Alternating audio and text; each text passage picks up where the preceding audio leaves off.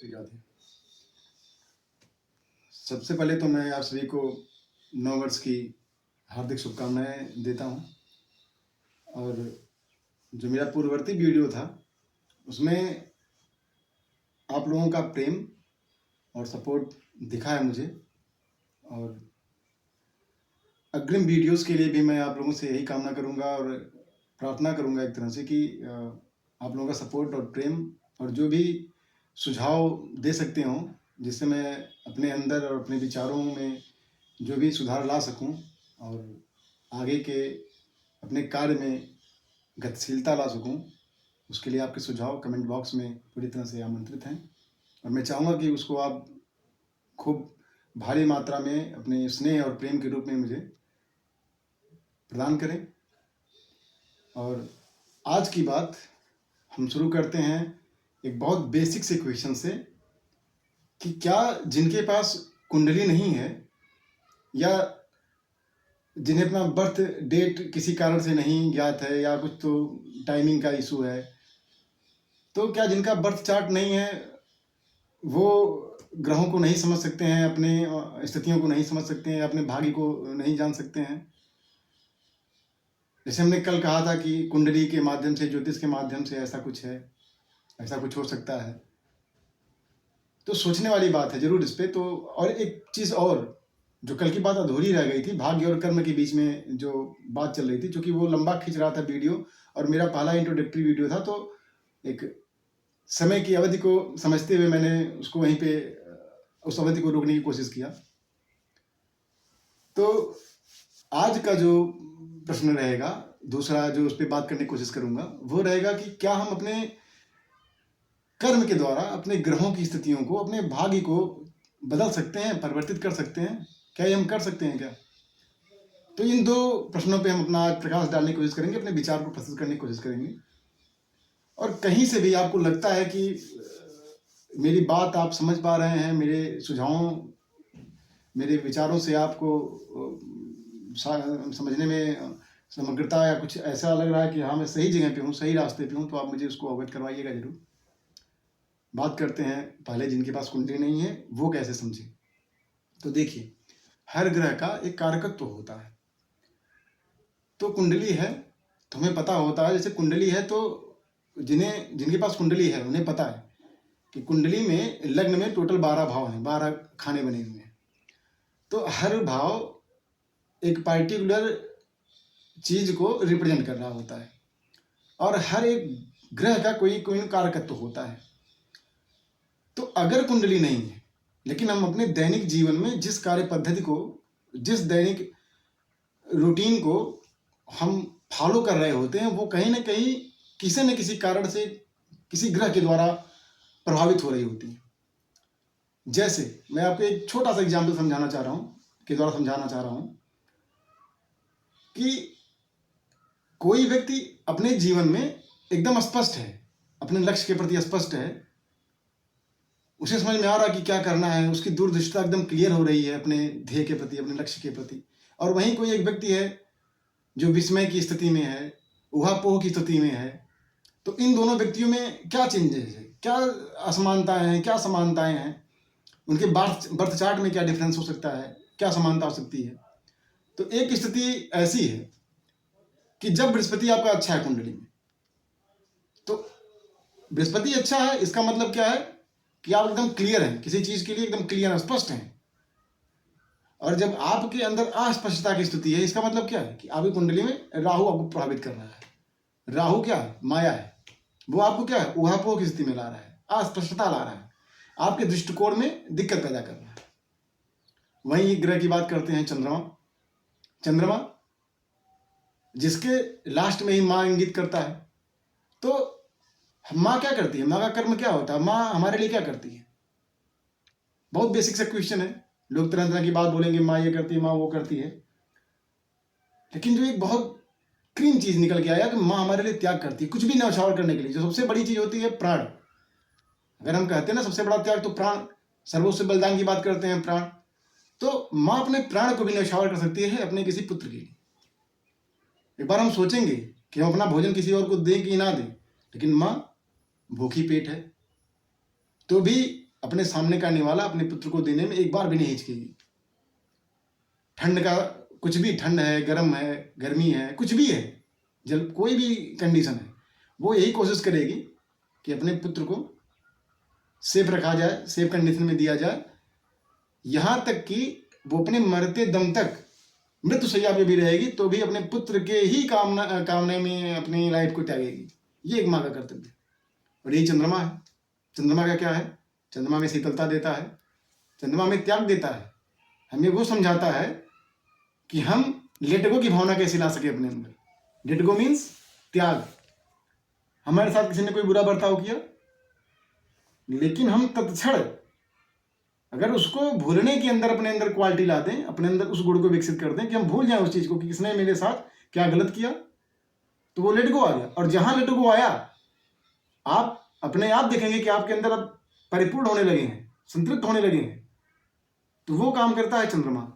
चंद्रमा आपका मन है, आपकी मन की इच्छाओं को समझाने का काम। मन आपका चंद्रमा दूषित है तो आपका मन विचलित रहेगा, मन परेशान रहेगा, आप ऐसे जगह इमोशनल हो जाएंगे। इमोशनल होना बहुत अच्छी बात है, लेकिन आप वहां भावुकता कर देंगे, वहां भावुक हो जाएंगे जो आपके डिसीजन में दिखेगा कि आपने वो डिसीजन ले लिया जिससे आपको नहीं लेना चाहिए था, वो भावुकता में आके आपने ले लिया, वो चंद्रमा हो गया। बात सूर्य करते हैं, ग्रहों का राजा बोला जाता है। बात करते करते हम 9 ग्रहों को इंगित करेंगे, लेकिन समय अवधि को देखते हुए, क्योंकि अभी हम शुरू में ही लंबे अवधि की वीडियो बनाने लगेंगे तो कुछ लोगों को अचरज लगेगा कि हो सकता है नहीं इंटरेस्टेड लगेंगे शुरू में, तो मैं छोटे टॉपिकों में बात करने की कोशिश करूंगा। अगर आपका इंटरेस्ट दिखेगा, कुछ लोग हमें कमेंट के माध्यम से बोलेंगे कि नहीं सही है, आप बड़ा कर सकते हैं, बढ़ा सकते हैं अपने समय अवधि को, तो हम बड़ा करेंगे, निश्चित रूप से बड़ा करेंगे। तो बात करते हैं सूर्य की, ग्रहों की राजा की बात करते हैं। राजा नाम में दिख रहा है, राजा। राजा का मतलब क्या है? अपना अलग प्रभाव, एक अलग छवि को निर्धारित करना।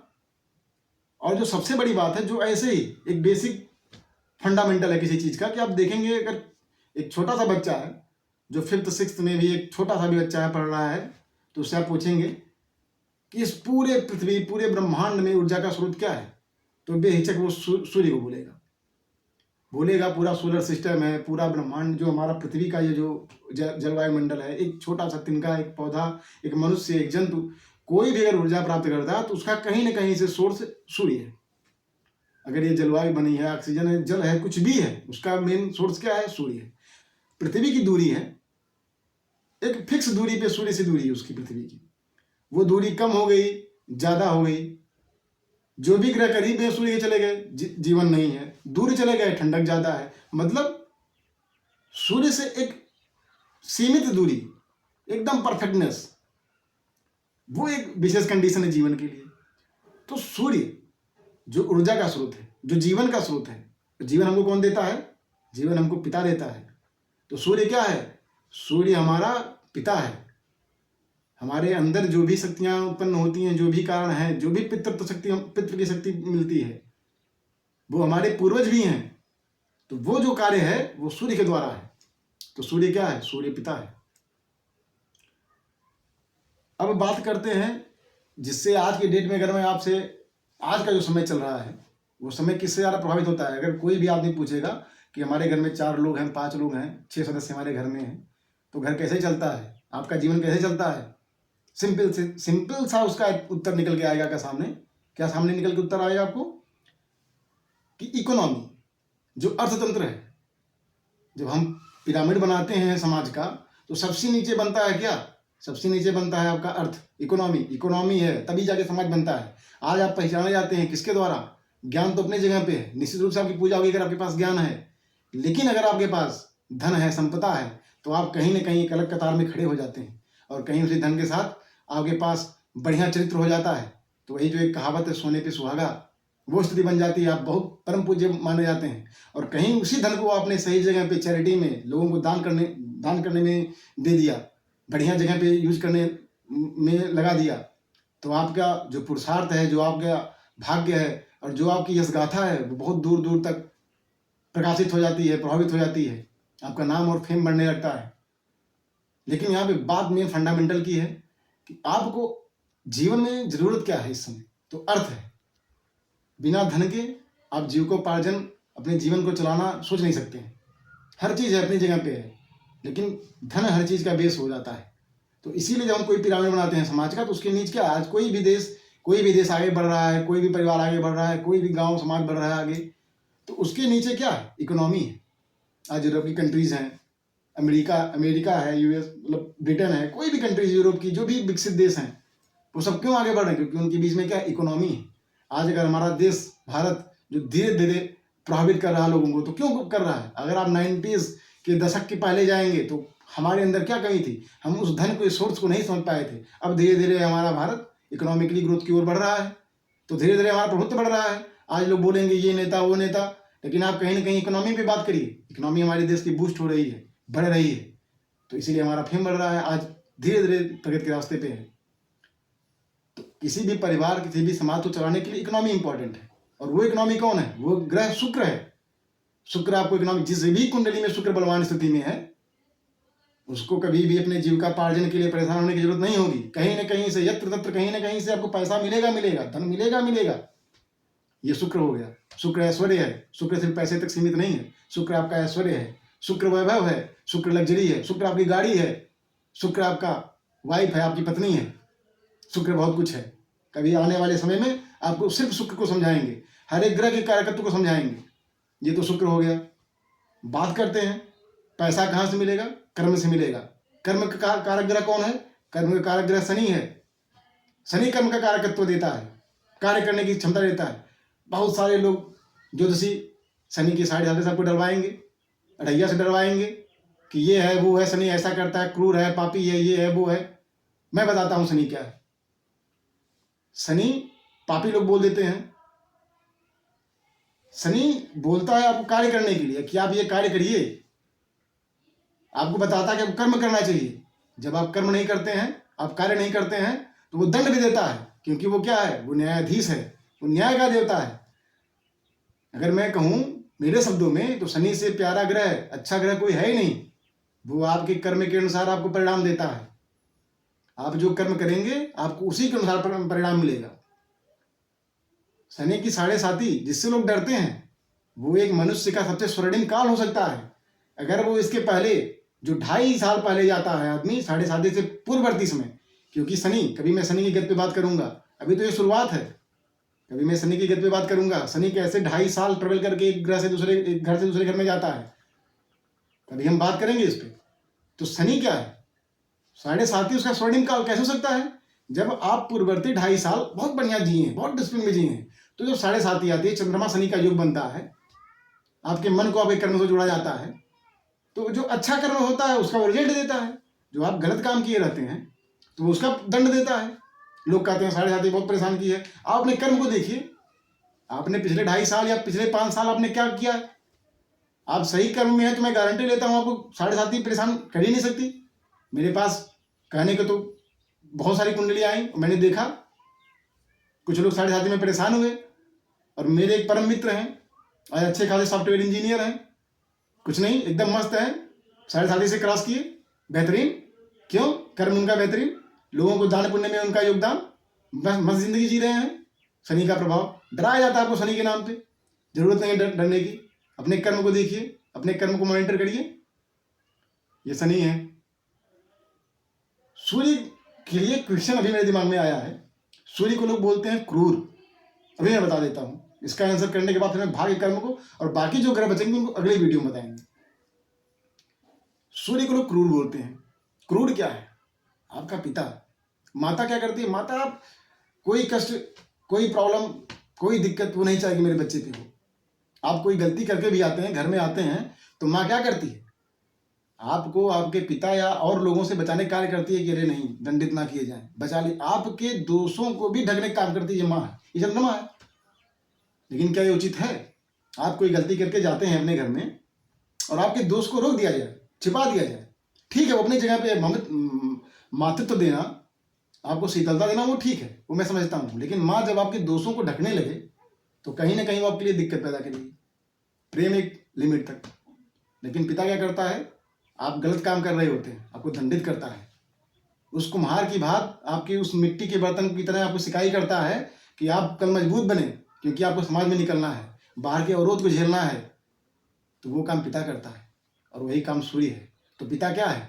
पिता आपका पालन जरूर करता है, लेकिन गलत काम करने पे दंडित करता है, और वही काम सूर्य करता है। इसलिए सूर्य को क्या बोला जाता है? सूर्य को क्रूर ग्रह बोला जाता है। तो शायद मेरी बात को आप समझ पा रहे होंगे। तो 2 राहु और केतु, ये कुछ ग्रह बचे हैं, इनका भी विस्तार से चर्चा कर लेंगे। मंगल भी बच रहा है। चलिए मंगल पे एक छोटी सी दृष्टि डाल के देख लेते हैं। मंगल क्या है? मंगल शरीर में रक्त का कारक है, ऊर्जा का कारक है, रिश्तों में भाई का कारक है। ऊर्जा, बिना ऊर्जा के आप कुछ नहीं कर सकते हैं। तो आपका मंगल अगर अच्छा नहीं है, तो अगर आप ऊर्जान्वित तो नहीं हो रहे हैं, इसका मतलब क्या कि आपकी कुंडली में मंगल की प्लेसमेंट अच्छी नहीं है। आपको ऊर्जान्वित होने के लिए एक्सरसाइज करना चाहिए। मंगल ठीक होना शुरू हो गया, कर्म को ठीक करेंगे, शनि ठीक होना शुरू हो गया, सद्विचार लाना शुरू करेंगे, बृहस्पति ठीक होना शुरू हो गया, लेट गो की स्थिति, त्याग की भावना लाएंगे, चंद्रमा ठीक होना शुरू हो गया। तो कुंडली जरूरी नहीं है, बस अपने कर्म को देखिए, कर्म ठीक करिए, ग्रह अपने आप ठीक होने शुरू हो जाएंगे। ये कुंडली है, ये ग्रह स्थिति है। और रह गई बात, इसी एक्सप्लेनेशन में इस प्रश्न का उत्तर छिपा हुआ है कि क्या कर्म के द्वारा भाग्य को बदल सकते हैं? निश्चित रूप से। आपका जन्म आप नहीं जानते थे, आप अपने माँ को नहीं चूज कर सकते थे कि मेरा माँ कौन, मेरे पिता कौन, मेरे बंधुत्व कौन, मेरा परिवार कौन, मेरा जन्म भारत में होगा या किसी और देश में होगा, ये आपके हाथ में नहीं था। वो आपका भाग्य समझ में आता है। लेकिन जिस प्लेसमेंट में, जिस जन्म बर्थ में आपका, जिस टाइम में जन्म हुआ, जिस नक्षत्र में जन्म हुआ, जिस समय में जन्म हुआ, वो तो आपके हाथ में नहीं था। ग्रहों की प्लेसमेंट आपके हाथ में नहीं थी। लेकिन ग्रह जहाँ पे, जिस जगह पे बैठे हुए हैं, उस प्लेसमेंट के अनुसार अगर आप काम करते हैं, एक ग्रह का कारकत्व है। अगर भाग्य ही सब कुछ होता, तो आप आज की डेट में जो हमारे माननीय प्रधानमंत्री जी हैं, वो प्रधानमंत्री ना होते, कहीं कुछ और कर रहे होते। या बहुत सारे एग्जाम्पल आपको मैं, ये तो ऐसा एग्जाम्पल है जो आप हर कोई दे देगा आपको। किसी भी व्यक्ति को आप एग्जाम्पल अपने पास से उठा के देख सकते हैं कि जो बहुत नीचे तबके का आदमी था, वो ऊपर ना पहुंचता अगर सब भाग्य ही होता। बस उसने वो काम किया जिसमें उसकी रुचि थी, इंटरेस्ट था, और वो देखिए टॉप पे पहुंच गया। बहुत सारे एग्जाम्पल आपको मिल जाएंगे, कहीं दूर जाने की जरूरत नहीं, बहुत लोगों को मिल जाएगा जिनका जन्म आपसे नीचे हुआ, नीचे तबके पे हुआ, लेकिन वो उठ के ऊपर पहुंचे। और हम लोग हैं, जन्म एक अच्छे फैमिली में हुआ, अच्छे जगह पे हुआ, अच्छे जलवायु में हुआ, लेकिन हम नहीं कुछ कर पाए। क्यों? क्योंकि हमने अपने आप को सीमित कर दिया, अपने कर्म को सीमित कर दिया। हम नहीं समझ पाए हमें क्या करना चाहिए, अपने इंटरेस्ट को हमने रोक दिया। हम समाज के चक्कर में फंस गए, लोग क्या कहेंगे, बस। और ये रुकावट कौन पैदा करता है? केतु पैदा करता है। तो ये समझने की जरूरत है कि ग्रह क्या करते हैं, क्या करवाते हैं। कुंडली ना है तो भी हम ग्रहों के द्वारा अपने कर्म को, अपने कर्म के द्वारा ग्रहों को, दोनों बात है। ग्रहों के द्वारा कर्म, कर्म के द्वारा ग्रह। तो इसीलिए मैं बार बार कह रहा हूं कि भाग्य के अनुसार ना चलें, कि भाग्य ही सब कुछ है। अपने कर्म से भाग्य को बदल सकते हैं।